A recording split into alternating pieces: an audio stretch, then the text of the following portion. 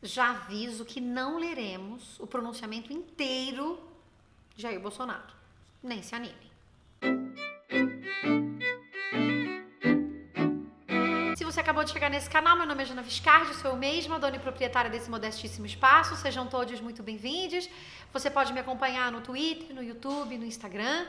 Pode patrocinar a produção de conteúdo desse canal através do padrim.com.br/Jana Viscardi. E pode, claro, comentar aqui, trazer suas observações sobre o conteúdo que você está assistindo agora.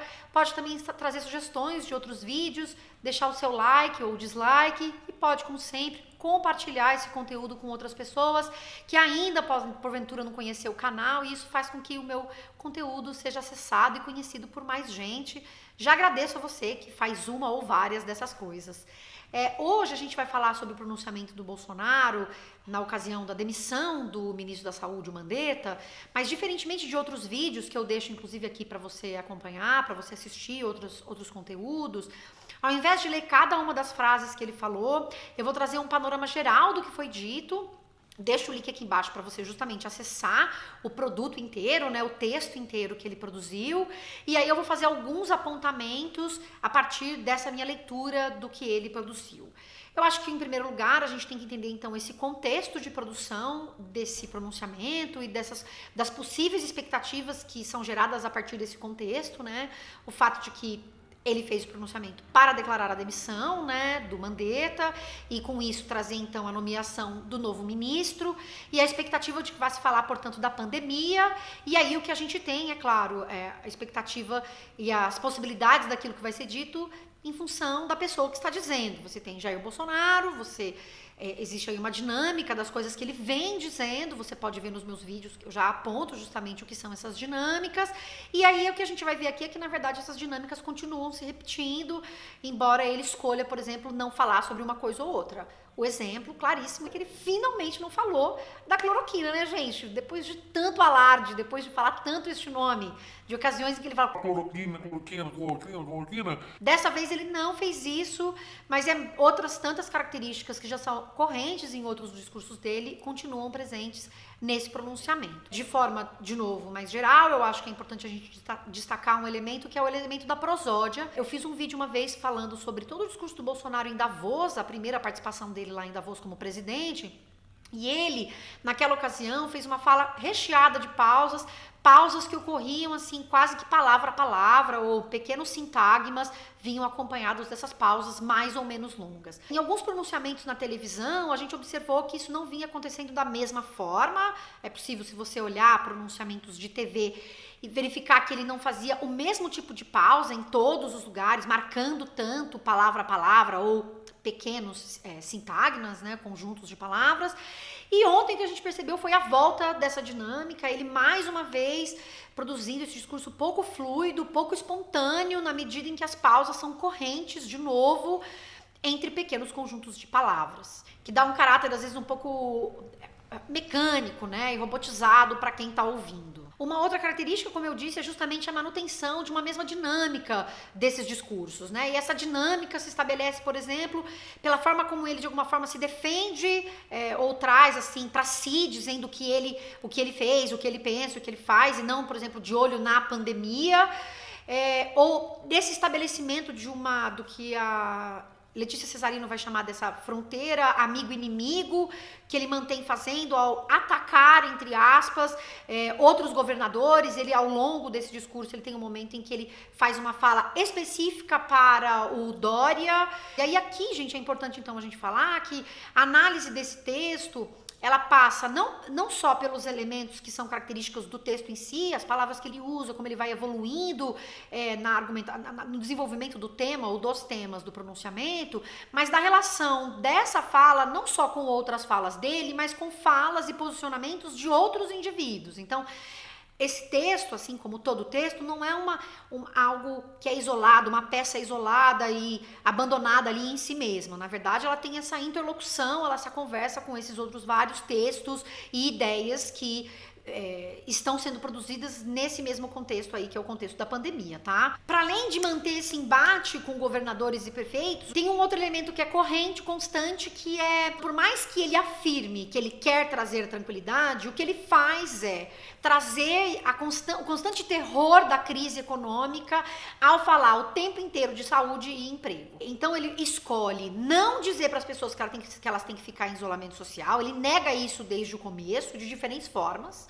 inclusive não falando nenhuma vez a palavra isolamento social nesse pronunciamento, em que ele está falando sobre saúde na pandemia e, enfim, as medidas internacionais pedem que as pessoas façam isolamento. O que ele faz é o tempo todo falar da ameaça da crise. E aí, de novo, eu convido vocês a conhecerem o trabalho da Letícia Cesarino, que ela está falando sobre o populismo digital, fazendo uma análise sobre o conteúdo do Jair Bolsonaro, e aqui eu estendo para dizer que esse discurso não está só lá nessa dinâmica digital de Bolsonaro como presidente, mas também nesses outros discursos que aparecem nas mídias mais tradicionais também, né? Essa característica se mantém. Eu queria trazer só, a título de curiosidade, algumas palavras que ele falou com bastante regularidade ao longo do pronunciamento.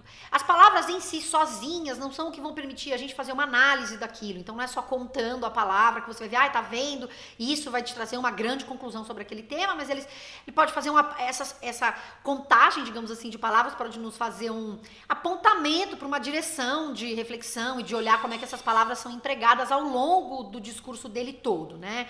Então a gente tem, por exemplo, a palavra emprego, num discurso em que a gente está falando sobre pandemia, em que ele está anunciando a entrada de um novo ministro da Saúde, a palavra emprego aparece 12 vezes.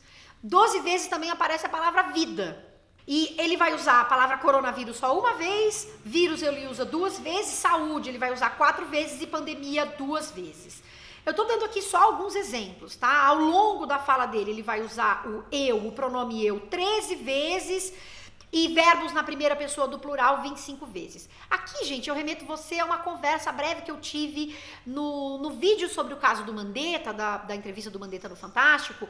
Lá eu falei um pouco mais sobre a questão do uso dos pronomes. É possível fazer uma análise exclusiva só olhando para os pronomes, o que a gente não está fazendo aqui, mas é interessante observar justamente essa alternância entre o eu e o nós que ele traz para o texto dele, né? Então ele se defende bastante, fala muito de si de alguma forma, eu fiz isso, eu fiz aquilo, ao mesmo tempo em que ele vai contrapor nesse discurso aqui a relação deles com os ministros, mas que ele tem uma visão mais ampla para justificar justamente o fato de que ele está mais atento, que ele está atento aos empregos, entre aspas, não só à saúde. O começo da fala do Bolsonaro é justamente enquadrar a demissão lá do Mandetta. Ele vai falar sobre a demissão especificamente, e aí ele vai chamar isso de um divórcio consensual, então ele traz essa metáfora aí da relação dele como se fosse uma relação de quem tá casado e tal, mas que durou pouco esse casamento no caso, né? E aí ele vai trazer, num dado momento, a questão do coronavírus, e me interessa aqui falar da questão do coronavírus, porque ele vai falar que se abate sobre todo o mundo, e o que ele traz depois é curioso, porque ele diz: cada país tem as suas especificidades, como bem disse o chefe da OMS. E aqui nos interessa, porque ele já fez isso uma outra vez, de fazer uso dessa fala do chefe da OMS para redimensionando essa fala para o seu interesse próprio, claro. Porque se o chefe da OMS também defende o isolamento, ele em nenhum momento defende o isolamento, então ele não referenda essa fala do chefe da OMS, mas ele usa uma outra fala para dizer, o que nos ajuda a entender que ele está tentando mostrar que ele não está fora do que a OMS está pedindo. Isso é uma estratégia mesmo, viu, gente? Então ele vai dizer que o chefe da OMS diz que cada país tem as suas especificidades, mas o que ele esquece aqui de apontar, e que ele faz questão, claro, de não apontar, é que a OMS defende para todos os países o isolamento mesmo, né? Aí adiante, ele vai começar a falar da questão da saúde, vai falar que fala em vida, e a gente não pode deixar de falar em emprego. E aqui nos interessa essa relação entre a palavra emprego e saúde, porque ao longo de todo o discurso ele faz esse jogo de saúde e emprego. O único momento, tem um momento em que ele fala só de saúde, que é quando ele tá falando, por exemplo, da mãe dele, que já tem 92 anos, tal, e tá lá, e ele espera que ela viva muito. Mas em outros tantos momentos, né, num período mais longo, em outros tantos momentos, o que ele faz é sempre relacionar vida, saúde e emprego. eles estão sempre juntos. Então, aqui a gente tem uma questão interessante, porque ele se defende dizendo que, na verdade, tem interpretações de outras instâncias, aí ele vai falar do repórter, mas que ele nunca falou de uma coisa só ou de outra. E, de fato, ele faz esse casamento. O problema desse casamento é que ele parece nunca dar foco exclusivo ou mais central na saúde. É aí que está o problema. Enquanto você tem outros tantos líderes mundiais fazendo pronunciamentos dedicados à questão da saúde, das providências que são fundamentais a serem tomadas, ele mantém ao longo de vários discursos dele a relação direta entre vida e emprego, saúde e emprego. E, de novo, trazendo essa ameaça de crise constante para o discurso dele, que evidentemente não traz qualquer tranquilidade, mas justamente esse lugar de olha a crise batendo na porta, olha a crise batendo na porta, e o que ele vai fazer aqui lá adiante é inclusive relacionar isso com a questão dos necessitados. Então a gente tem aqui uma incongruência em ele dizer que ele sempre quis trazer tranquilidade, quando na verdade ele está o tempo todo trazendo essa ameaça da crise ao social, à saúde, à questão do emprego. E aí, quando ele vai falar dessa questão das interpretações, ele faz uma coisa que ele sempre faz, que é atacar a imprensa, né? Ele tá sempre dando esse shade aí pra imprensa. Então, sabemos das interpretações que fazem a respeito daquilo que se fala. Essa é mais uma frase que é pouco explícita, ela pode dizer, tá sendo dita sobre qualquer coisa, e você só vai compreender melhor quando ele segue adiante, porque essa oração aqui, daquilo de que se fala. Quem fala alguma coisa? De quem que ele está falando aqui? Interpretações de quem? Quem é que está fazendo a interpretação? Aí lá adiante ele vai dizer, a interpretação, e aí eu não sei de quê, a interpretação de um texto, das atitudes dele, faltam esses complementos para direcionar a fala dele, que fica muito vaga, né? A interpretação depende da linha editorial daquele repórter. Bom, quando ele traz da linha editorial e repórter, você está entendendo que ele está falando da imprensa, como ele sempre faz nesses discursos, como eu já disse. E aí ele vai se defender, né? Sempre falamos em vida e emprego, nunca emprego e economia de forma isolada.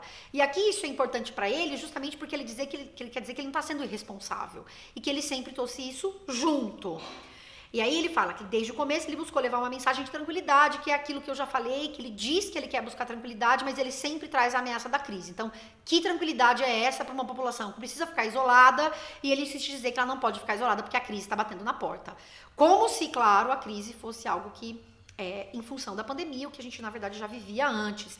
E aí ele vai continuar cutucando a imprensa ao falar o clima quase de terror se instalou no meio da sociedade. Além de ser ruim falar no meio da sociedade, bom, enfim, impreciso e tal. Ele tá dizendo que esse clima se instalou e isso não é bom. E aí, de novo, é ele batendo na imprensa, e aí ele vai justificar dizendo que isso não é bom porque sob tensão num clima de histeria, que ele retoma a palavra histeria, é que uma pessoa está propensa a adquirir novas doenças ou agravar aquelas que já tem. Então é como se ele estivesse justificando a postura dele. E aí o problema disso é que ele está criando aí uma camada de proteção para si mesmo e tirando o foco da atenção que deve ser dada à questão do isolamento, das medidas que devem ser tomadas e tal. E se defendendo, como sempre, né? E aí, gente, na sequência, ele de novo vai trazer um pouco essa coisa da vida, é quando ele fala da mãe e tal. E depois ele volta para a questão do emprego e da saúde, usando a palavra médico, porque ele vai falar novamente do ministro anterior, né? Para explicar um pouco. Explicar não, né? Para defender por que esse ministro saiu. Ele vai falar que a postura dele era o ponto de vista como médico, e aí ele retoma a questão do emprego. Então, ele traz de novo uma palavra que está relacionada ao âmbito da saúde, que é médico, não é mais saúde, mas médico, e ele associa de novo isso na sequência à questão do emprego. E aí adiante ele vai trazer, depois ele falou lá do ministro e tal, e quando ele traz que ele conversou com o novo ministro, que é o oncologista lá, ele vai falar da manutenção da vida, e aí ele tem um mais aqui que nos importa, que é mais sem esquecer de outros problemas. Esse outro é a questão do desemprego. E aí eu vou voltar para uma fala dele lá em cima, em que ele diz que a gente não pode abandonar uma e tratar exclusivamente outra. Então, ele faz aqui uma metáfora que ele vai dizer assim, lá no começo. Eu me dirigi a todos os ministros e falei da vida e do emprego. E aí ele vai falar, é como um paciente. Então, ele vai comparar com um paciente que tem duas doenças. A gente não pode abandonar uma e tratar exclusivamente outra. Então, ele tá pegando uma doença que efetivamente existe, que é o coronavírus, e aí ele tá trazendo o desemprego como se fosse essa outra doença. E ao criar essa metáfora, ele coloca essas coisas como se fosse no mesmo lugar. Então, ele insiste, ele fortalece esse discurso em diferentes lugares, inclusive na metáfora que ele traz para abordar as duas questões. Então, ele não abandona em nenhum momento justamente essas duas questões. E aí, voltando lá para baixo, como eu vinha dizendo, ele faz isso de novo ao falar da chegada desse novo ministro e trazer mais uma vez a manutenção da vida, mas a questão do desemprego. E aí ele vai dizer que a questão do desemprego, que cada vez mais nós vemos que são claros no nosso país, junto com o vírus, é uma máquina de moer empregos. Junto com o vírus é uma máquina de moer. Então, o desemprego, junto com o vírus, é uma máquina de moer empregos. Enfim, o desemprego, claro que moe o emprego, mas... Então, na verdade, é o vírus que ele tá chamando de máquina de moer empregos e colocando essas coisas no mesmo lugar. E, na verdade, não é o vírus que é uma máquina de moer empregos, né? Ele tá olhando só para esse curto prazo, para hoje, porque ele é contra o isolamento social. Então, ele cria esse paralelo que não é de coisas que são iguais. O desemprego é um problema que não é de agora da pandemia, que vem desde antes, e ele tá relacionando isso, botando em lugar direto junto com a pandemia, e jamais deveria fazer isso, porque a pandemia é algo específico e muito particular deste momento, enquanto o desemprego é algo que você precisa ligar, já vinha tendo que lidar desde sempre, e a gente tinha lá em janeiro mais de 11 milhões de desempregados, ou seja, não é um problema que estava resolvido e a pandemia tá desmoronando, criando essa máquina de moer emprego. Mas que ele discursivamente faz isso o tempo inteiro. Gente, eu tive que trocar de câmera, tive que pegar a câmera do meu celular, então vai ter uma mudança aqui. Mas eu tô gravando esse vídeo há muito tempo e de repente acabou a bateria e eu assim, realmente não tenho condições. Então a gente vai continuar aqui nessa situação. Acolha, tá? Então aqui o que ele faz justamente é essa metáfora para falar de uma prisão, de que essas pessoas não podem tá dentro, ficar presas dentro de casa, como se elas estivessem presas. Só que quando ele fala que ficar presa dentro de casa, sem entender na verdade que é um compromisso, sem colocar isso como um compromisso coletivo para que ao fim e ao cabo todos saiam bem da pandemia.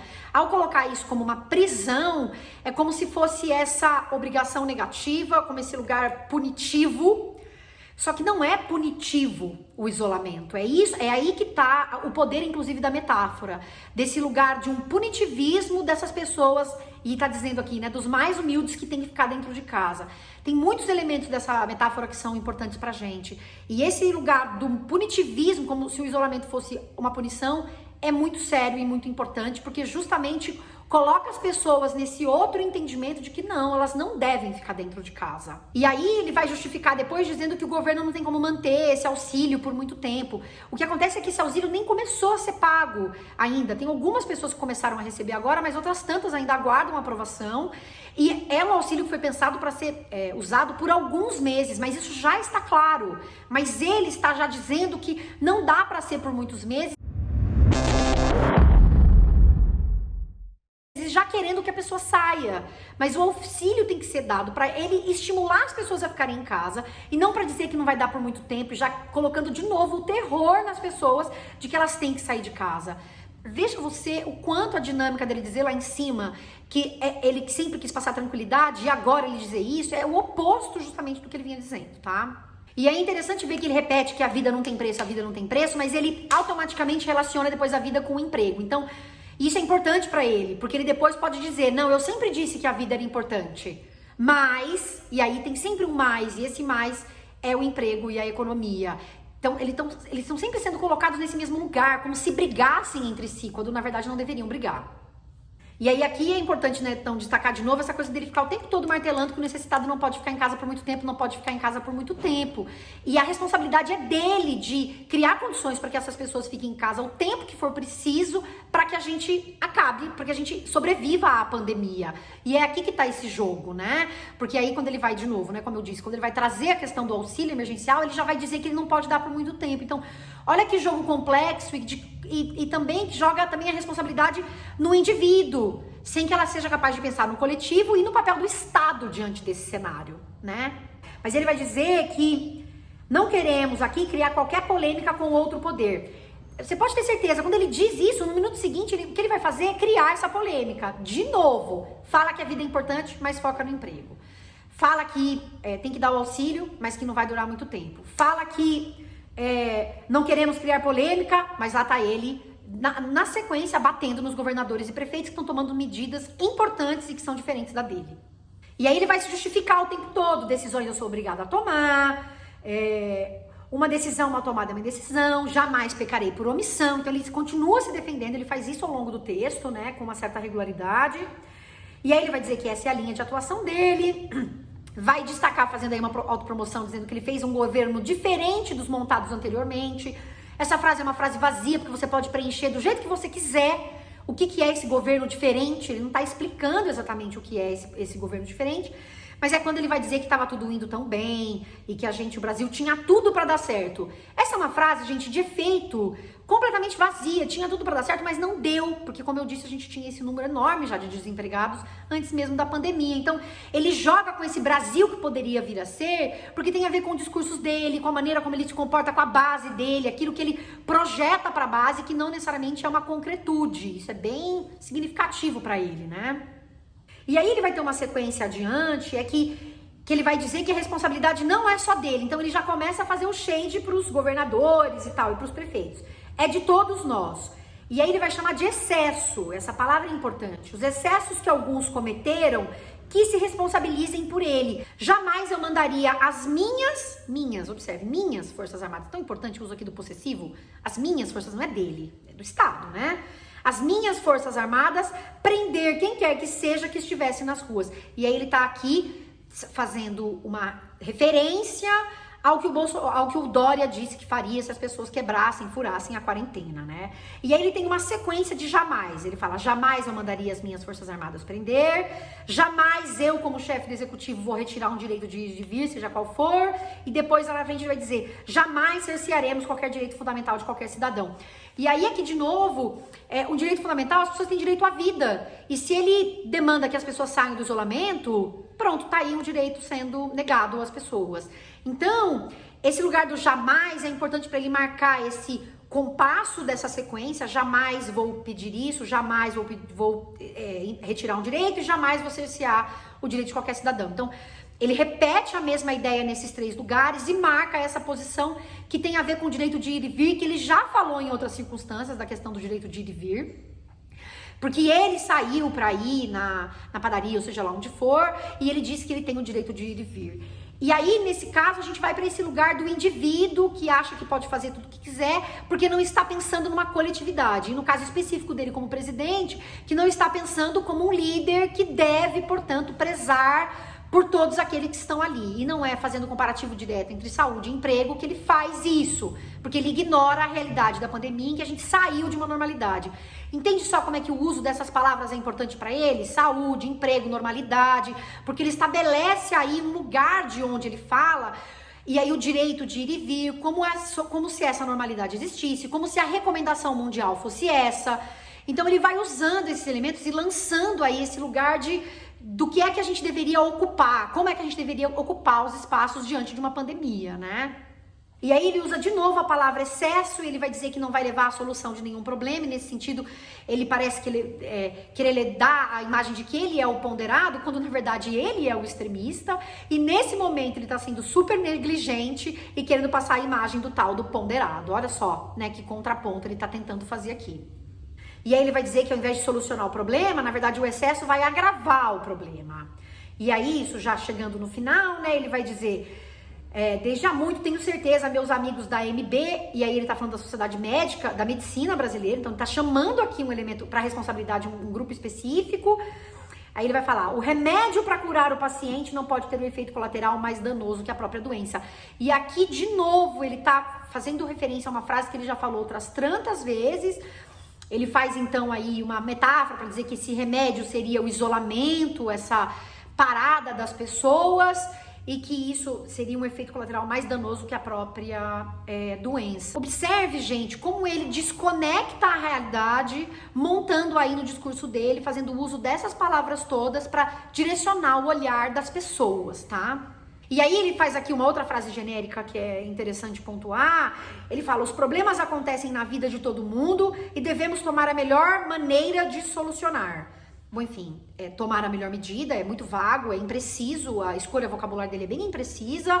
Nessa frase que, de novo, é vaga, né? Devemos tomar a melhor maneira de solucionar. Solucionar o quê? Ele não coloca o complemento da oração, então ele não completa as orações. E aí, quando ele traz essas frases de efeito, ele coloca tudo no mesmo lugar, como se os problemas fossem todos a mesma coisa. Ele tá colocando, ele ao falar de os problemas, ele tá colocando no mesmo barco aqui, a usar essa expressão, saúde e emprego. E na verdade eles não fazem parte da mesma coisa, não dá para equiparar e colocar no mesmo lugar. E aí lá adiante, no finalzinho, ele vai dizer: nós estamos juntos em defesa da vida do povo brasileiro. E aí ele vai falar em defesa dos empregos e também, obviamente, buscando levar tranquilidade e paz para o nosso povo. Ele reforça essa coisa no final, quando na verdade a postura dele ao longo do discurso não tem nada a ver com tranquilidade, não tem nada a ver com levar paz. E essa defesa dos empregos, ela é uma defesa cega, porque não compreende o cenário, que essas pessoas não vão poder trabalhar porque vão ficar doentes, porque vão morrer. Não entende que não vivemos uma normalidade, então ele pode defender no gogó o quanto ele quiser os empregos, mas as pessoas, elas vivem uma situação que não é de normalidade e será assim por muito tempo. E ele não reconhece isso, diferente de muitos governantes de outros países. Ele insiste em fazer isso, então é muito cansativo fazer isso que eu tô fazendo agora. E que já durou muitos minutos. Um vídeo longo, muito longo, mas que, enfim, a vida é isso, minha gente. Um beijo pra vocês. Fiquem atentos ao emprego dessas palavras, como elas vão sendo lançadas e vão progredindo no texto, aparecendo em diferentes no texto, para trazer justamente esse efeito, como se houvesse normalidade, como se houvesse emprego, como se houvesse tantas coisas que não há, né? Um beijo, tchau. E aí aqui eu vou fazer só uma última ponderação que eu tinha esquecido de falar lá de trás, que ele diz assim: mas se porventura exageraram a questão dos governos, né? Não botem essa conta não no governo federal. E aí, de novo, ele estabelece essa fronteira entre ele e os demais.